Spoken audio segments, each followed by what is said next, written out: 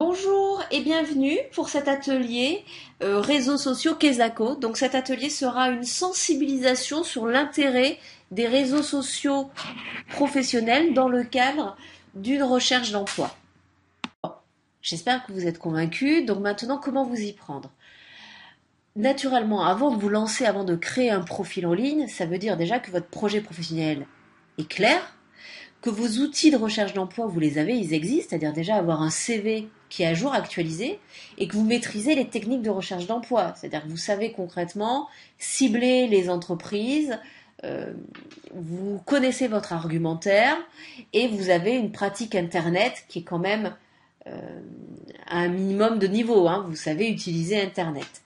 Voilà, donc déjà, si vous avez répondu positivement à ces 4 points clés, vous pouvez d'ores et déjà vous lancer et créer vos profils en ligne.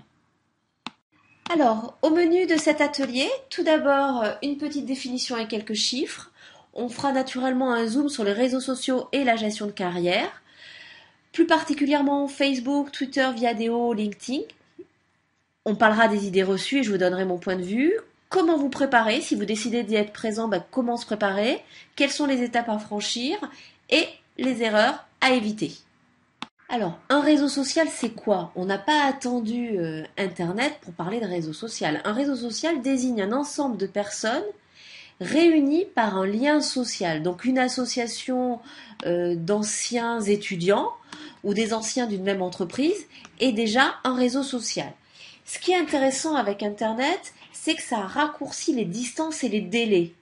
Avant, on parlait de la théorie des 6 degrés de séparation, c'est-à-dire que deux personnes pouvaient être en contact par une chaîne où il y avait au moins 6 maillons.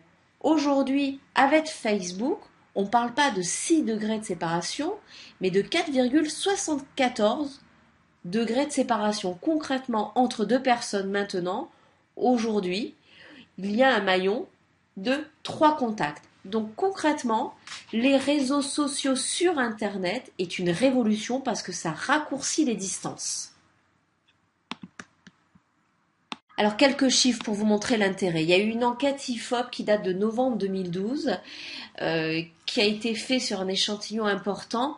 Plus de 2000 internautes ont répondu à la question et on a en 2012 82% des internautes qui appartiennent au moins à un réseau social.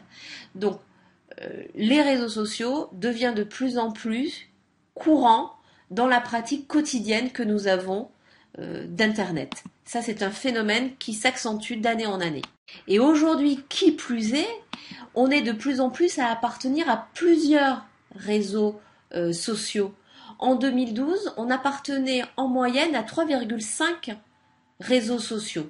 Donc, on va être présent sur Facebook, mais aussi sur LinkedIn, mais aussi sur Viadeo, peut-être aussi sur Twitter. Donc, on est présent et en plus, on est présent sur plusieurs réseaux sociaux. Je souhaiterais vous parler de 2 autres enquêtes qui ont été faites en 2012.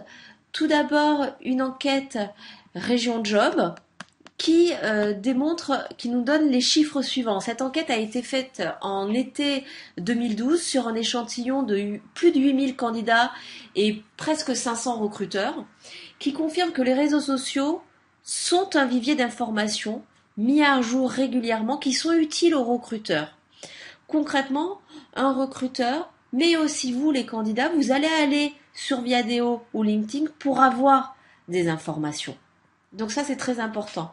L'enquête d'Adecco qui a été faite en juin 2012 auprès de plus de 5300 personnes en poste ou à la recherche d'un emploi démontre également la même chose. Une fois que le candidat a été approché par un réseau social, la qualité de la mise en relation est au rendez-vous. C'est-à-dire concrètement, quand un recruteur vous contacte via un réseau social, ça débouche sur un recrutement à 58% en moyenne. Donc, les contacts qui sont établis sur les réseaux sociaux sont des contacts de qualité. Ça, c'est aussi important. Et donc je vous donnerai d'ailleurs dans la suite de ce diaporama des témoignages qui confirment cet état de fait. Rapidement, nous allons parler de Facebook. Facebook est incontournable. Donc ces chiffres datent d'il y a un an. Mais Facebook, concrètement, c'est 2 milliards d'internautes dans le monde. Donc mon propos n'est pas de dire utilisons Facebook pour trouver du travail ou pour gérer sa carrière. Non, Facebook, c'est pas des contacts, c'est des amis. En revanche, faites attention à ce que vous diffusez sur Facebook. Parce que quand on va googliser votre nom et prénom, votre profil Facebook, même s'il est protégé, va arriver. Et ne serait-ce que la petite vignette qui vous représente, elle va venir dans notre liste, dans notre requête sur Google.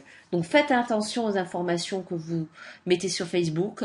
L'ami d'un ami peut être un contact professionnel. Donc soyons vigilants aux informations que nous diffusons sur Facebook. Rapidement, je vais vous parler également de Twitter.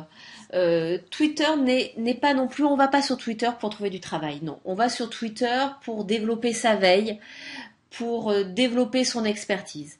En revanche, je voulais quand même vous parler de Twitter et sachant que ces chiffres datent d'il y a un an.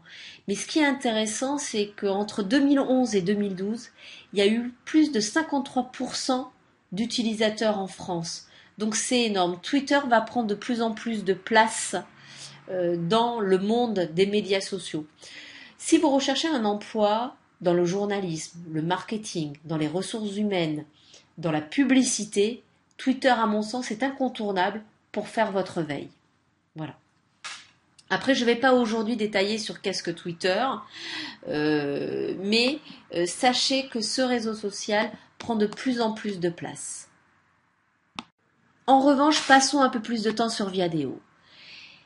Tout d'abord, actualisons les chiffres. En septembre 2013, c'est pas 5,5 millions d'utilisateurs, mais c'est 8 millions d'utilisateurs français. Second chiffre intéressant, c'est la moyenne d'âge. On est sur une moyenne d'âge de 47 ans des utilisateurs. Donc nous avons des profils seniors. Là, nous avons des collaborateurs confirmés. On n'est plus chez Twitter ou Facebook où nous avons des utilisateurs qui ont moins de 30 ans.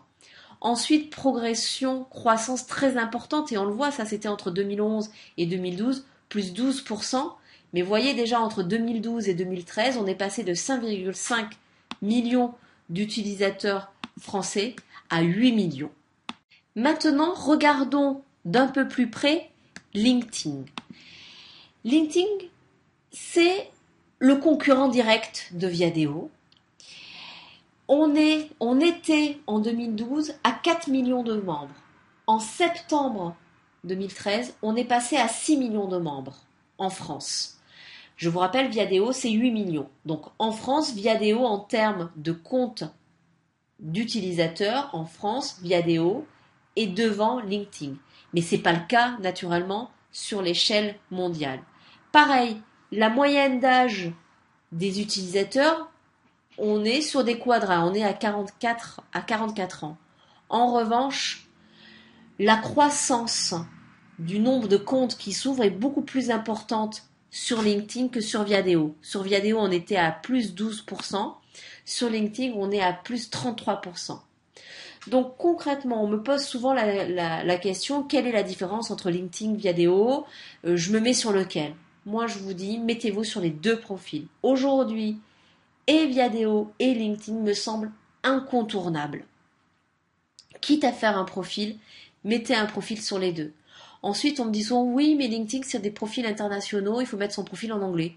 Faux. On met son profil en anglais sur LinkedIn si on recherche un emploi dans un contexte international. Mais moi, par exemple, mon profil sur LinkedIn est en français. Donc, aujourd'hui, ces deux réseaux sociaux professionnels me semblent incontournables dans le cas d'une recherche d'emploi. Les chiffres parlent d'eux-mêmes. Ok, nous venons de voir la définition, nous venons de voir certains chiffres qui sont parlants. Maintenant, si je fais un zoom sur l'intérêt des réseaux sociaux et la gestion de carrière. La gestion de carrière, j'entends par gestion de carrière à la fois la recherche d'emploi, mais aussi une fois qu'on est en poste, continuer à maintenir son employabilité et à être en veille et à l'écoute du marché. Donc ça permet, qu'est-ce que ça permet ? Ça permet de se rendre visible, d'être informé de se tenir au courant des nouvelles tendances de notre métier, des nouveaux acteurs de notre branche d'activité.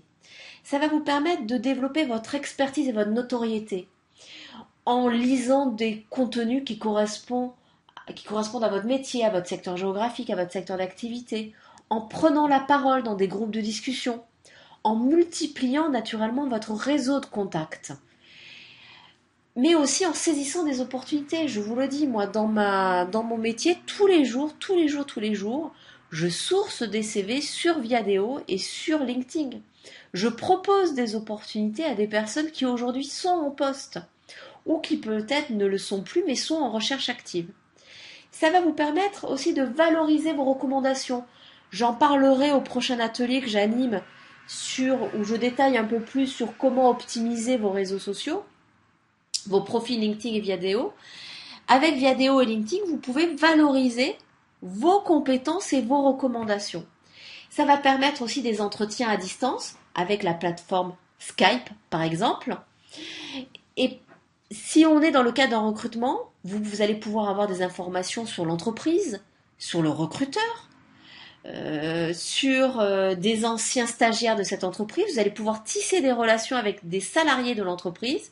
Vous allez pouvoir partager des expériences, identifier les valeurs, les défis, les centres d'intérêt de l'entreprise et directement interagir avec le recruteur sur ses réseaux sociaux.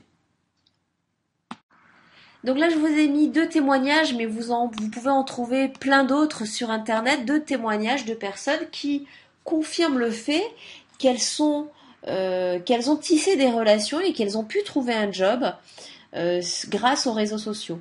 Donc pareil, vous tapez sur Google témoignages de l'intérêt des réseaux sociaux dans le cadre d'une recherche d'emploi et vous tomberez sur des sites qui recensent ces différents témoignages.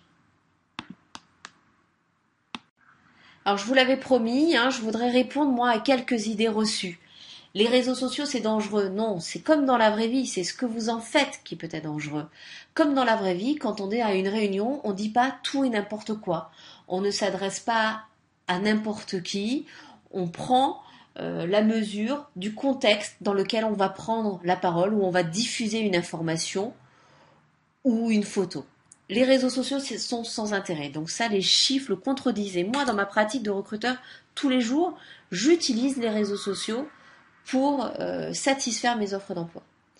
C'est uniquement pour les cadres ou les dirigeants. Voilà, j'entends beaucoup. Non, vous avez tort. Secrétaire, standardiste, employé, vous devez être présent sur les réseaux sociaux. Pourquoi ? Déjà parce que vous n'êtes pas nombreux. Donc moi, quand je vous cherche, je vais forcément tomber sur votre profil. Et parce qu'aujourd'hui, une coiffeuse, un artisan peut tisser des relations avec d'autres membres de sa profession et développer son expertise. C'est uniquement pour les jeunes, donc on l'a vu, c'est faux. La moyenne d'âge des utilisateurs de Viadeo et LinkedIn, c'est plus de 40 ans. C'est juste une mode. Si c'est le cas, c'est une mode qui se confirme depuis maintenant 5 à 10 ans. Et l'objectif sur les réseaux sociaux, c'est d'avoir un maximum de fans. Non. Il faut mieux un profil. Moi, je vais pas dire, tiens, cette personne, elle a un bon profil parce qu'elle a 500 contacts. Non. Je vais dire, cette personne, elle a un bon profil parce que son profil est rempli à 100%, parce que je vois qu'elle prend la parole sur des sujets cohérents, elle s'exprime avec discernement. Donc, c'est pas la quantité de contacts qui va faire la qualité de votre profil, mais c'est vraiment la qualité de vos interactions et de vos prises de parole. Bon, j'espère que vous êtes convaincus. Donc maintenant, comment vous y prendre ?